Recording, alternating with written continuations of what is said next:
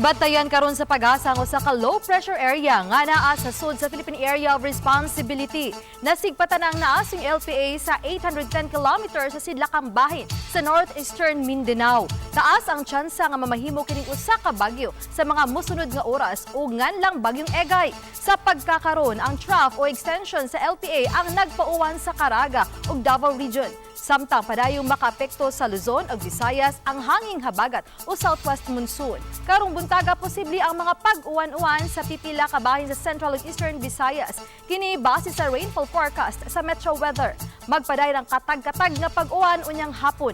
Ang mga lugar nga naa sa orange ug red nagpasabot kini nga posibleng makasinati ug heavy to intense rains ang maong mga lugar.